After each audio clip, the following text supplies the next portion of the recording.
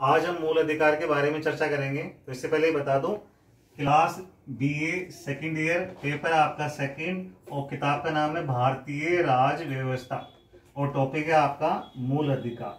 तो मूल अधिकार का अर्थ क्या है पहले ये जान ले। तो अर्थ बता दूं कि वे अधिकार जो व्यक्ति के जीवन के लिए मौलिक तथा अनिवार्य होने के कारण, वे अधिकार जो व्यक्ति के जीवन के लिए मौलिक तथा अनिवार्य होने के कारण संविधान द्वारा नागरिकों को प्रदान किए जाते हैं और इन अधिकारों में राज्य द्वारा हस्तक्षेप नहीं किया जा सकता। इन अधिकारों में राज्य द्वारा हस्तक्षेप नहीं किया जा सकता, उसे क्या बोलते हैं? मूल अधिकार। मूल अधिकार को भारत के संविधान के किस भाग में? 3 में। और अनुच्छेद कहां से कहां तक? अनुच्छेद 12 से 30 और 32 से 35 में दर्शाए। एक छोटा प्रश्न है कि किस भाग को और किस अधिकार को मैग्ना कार्टा, किस भाग को और किस अधिकार को मैग्ना कार्टा? तो भाग 3 को मैग्ना कार्टा और भाग 3 को मैग्ना कार्टा और मूल अधिकार को मैग्ना कार्टा के नाम से भी जाना जाता है। मूल अधिकार तो भारतीय संविधान द्वारा भारतीय नागरिकों को कितने मूल अधिकार प्रदान किए गए थे? 7। और वर्तमान की अगर बात करें तो कितने अधिकार है हमारे? 6। तो इसमें से एक अधिकार हटा दिया है, तो कौन सा अधिकार है? संपत्ति का अधिकार। संपत्ति का अधिकार कौन सा संशोधन में? 44वां। और कब? 1978 में हटा दिया गया। तो इस तरह से संपत्ति का अधिकार मूल अधिकार में से हटा दिया गया है। अब संपत्ति का अधिकार किस रूप में रह गया है? एक कानूनी अधिकार के रूप में। और इसको कौन सा अनुच्छेद में रख दिया है? अनुच्छेद 300 का ए।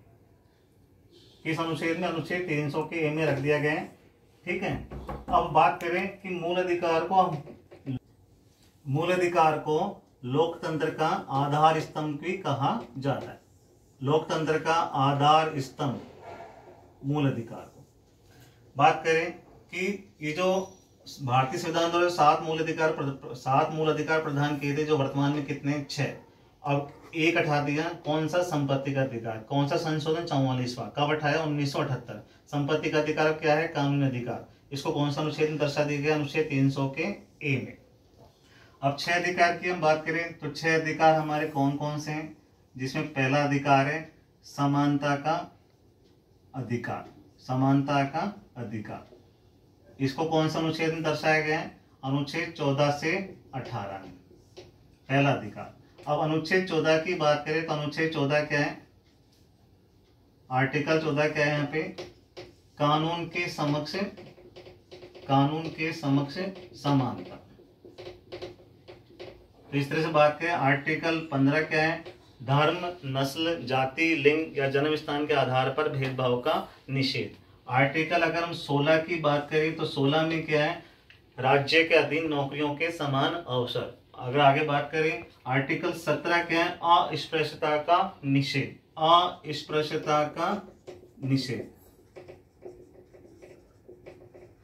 आगे बात करें, अनुच्छेद 18 क्या है? अनुच्छेद 18 के अंतर्गत है उपाधियों का निषेध। तो ऐसे मिला के अनुच्छेद 14, 15, 16, 17, 18 किसके अंतर्गत आते हैं? समानता के अधिकार।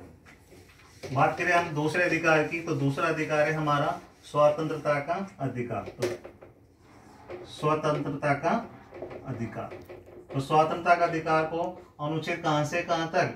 19 से 22। तो अनुच्छेद 19 के अंतर्गत कितनी प्रकार की स्वतंत्रताएं थी? 7। तो एक स्वतंत्रता को हटा दिया, कौन सी? यहाँ पे संपत्ति की स्वतंत्रता। तो संपत्ति की स्वतंत्रता को संपत्ति के अधिकार के शासन यहाँ पे हटा दिया। कहां से? अनुच्छेद 19 के अंतर्गत। कब हटाया?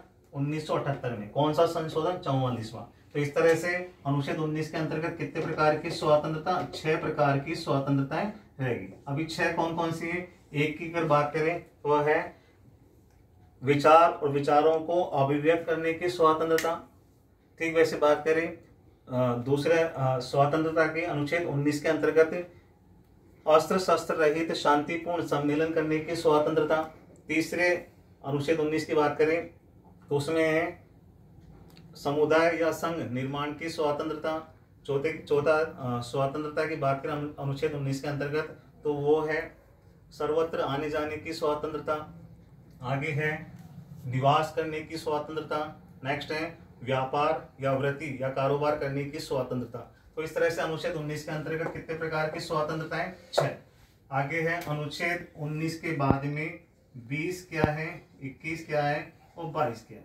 तो 20 के अंतर्गत है अपराध के दोष सिद्धि के विषय में संरक्षण। ठीक वैसे ही है अनुच्छेद 21 क्या है कि व्यक्तिगत स्वतंत्रता तथा जीवन की सुरक्षा। अनुच्छेद 21 क्या है? व्यक्तिगत स्वतंत्रता तथा जीवन की सुरक्षा। आगे है अनुच्छेद 22, इसके अंतर्गत है बंदीकरण की अवस्था में संरक्षण। इसका अर्थ है यहाँ पे कि जिस व्यक्ति को बंदी बनाया उसको कुछ अधिकार दिए हैं। पहला अधिकार ये है कि उसे बंदी बनाए जाने के कारण उसे बताए जाएं। दूसरा है कानूनी सहायता और तीसरा है 24 घंटे के अंदर अंदर निकटतम न्यायाधीश के सामने उसको उपस्थित किया जाए। तो ऐसे मिला के दूसरा अधिकार स्वतंत्रता का अधिकार अनुच्छेद 19 से 22, जिसमें 19 के अंतर्गत पहले 7 थी, वर्तमान में कितनी? 6। कौन सी स्वतंत्रता हटा दी 19 के अंतर्गत से? संपत्ति की स्वतंत्रता। अनुच्छेद 20 इसके अंतर्गत है अपराध के दोष सिद्धि के विषय में संरक्षण। अनुच्छेद 21 है व्यक्तिगत स्वतंत्रता तथा जीवन की सुरक्षा। ठीक वैसे ही अनुच्छेद 22 बंदीकरण की अवस्था में संरक्षण। इस तरह से हमारे 2 अधिकार पूरे होते हैं। तीसरा अधिकार है शोषण के विरुद्ध अधिकार। तीसरा अधिकार कौन सा है? शोषण के विरुद्ध अधिकार। अभी शोषण के विरुद्ध अधिकार इसको है अनुच्छेद 23 और 24। अब ये 23 है बेगार पर रोक और 24 है बाल श्रम का निषेध। बाल श्रम का निषेध इनको किसमें दिखाया? किसमें? शोषण के विरुद्ध अधिकार, जिसको अनुच्छेद 23 और 24 के अंतर्गत इसको बताया। ठीक वैसे अगर बात करें चौथा अधिकार, वो है हमारा धार्मिक स्वतंत्रता का अधिकार। कौन सा अधिकार है? धार्मिक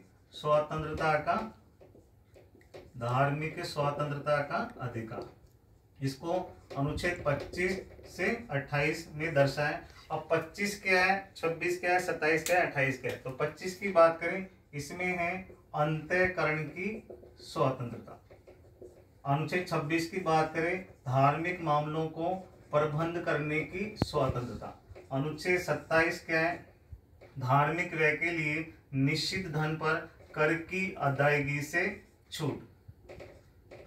कर की अदायगी से छूट। 28 की बात करें हम, 28 में है राजकीय शिक्षण संस्थाओं में धार्मिक शिक्षा का निषेध। तो ऐसे मिला के धार्मिक स्वतंत्रता का अधिकार इसको 25-28 में दर्शाया। तो ये हमारा चौथा अधिकार भी कंप्लीट होता है। पांचवा अधिकार है हमारा संस्कृति व शिक्षा का अधिकार। कौन सा अधिकार है? पांचवा, संस्कृति व शिक्षा का अधिकार। इसको कौन से कहां से कहां तक? अनुच्छेद 29 व 30 में दर्शाए। अब अनुच्छेद 30 क्या, अनुच्छेद 29 क्या, 30 क्या? अनुच्छेद 29 है कि नागरिकों का प्रत्येक वर्ग जिसको अपनी भाषा, लिपि या संस्कृति को सुरक्षित बनाए रखने का अधिकार प्राप्त है। वापिस बता रहा हूँ, अनुच्छेद 29 क्या है? नागरिकों का प्रत्येक वर्ग जिसको अपनी भाषा, लिपि या संस्कृति को सुरक्षित बनाए रखने का अधिकार प्राप्त है। ठीक वैसे अनुच्छेद 30 क्या है? इसके अंतर्गत धर्म या भाषा पर आधारित सभी अल्पसंख्यक वर्गों को अपनी रुचि की शिक्षण संस्थाएं को चलाने या उनका मैनेजमेंट करने का अधिकार इनको मिला हुआ है। कौन सा? अनुच्छेद 30 के अंतर्गत। आगे बात करें छठा अधिकार, तो छठा अधिकार है अपना संवैधानिक उपचारों का अधिकार। तो संवैधानिक उपचारों का अधिकार जो 6 नंबर का अधिकार है, अंतिम अधिकार है संवैधानिक उपचारों का अधिकार। इसको अनुच्छेद 32 में दर्शाया है। ये भी अधिकारों में अपने आप में मोस्ट इंपॉर्टेंट अधिकार है। ये भी अधिकारों में तो अनुच्छेद 32 के अंतर्गत क्या बात है? इसके अंतर्गत सर्वोच्च न्यायालय व उच्च न्यायालय, सर्वोच्च न्यायालय व उच्च न्यायालय नागरिकों के अधिकारों की रक्षा के लिए कितने लेख जारी करते हैं? 5 लेख जारी करते हैं। कितने लेख जारी करते हैं? 5 लेख जारी करते हैं। वो 5 लेख कौन कौन से हैं? जैसे पहला है बंदी प्रत्यक्षीकरण, दूसरा है परमादेश, तीसरा है प्रतिषेध, चौथा है उत्प्रेक्षण और पांचवा है अधिकार प्रच्छा। ऐसे मिला के 5 लेख हैं जो कौन जारी करते हैं? सर्वोच्च न्यायालय या उच्च न्यायालय। कब जारी होते हैं? जब हमारे अधिकार खतरे में होते हैं। तो ऐसे में हम किसकी शरण लेते हैं? सर्वोच्च न्यायालय की या उच्च न्यायालय की। तो ऐसे में वो हमारे अधिकारों की रक्षा के लिए 5 लेख जारी करते हैं। तो इस तरह से आज का टॉपिक कंप्लीट है। बाय।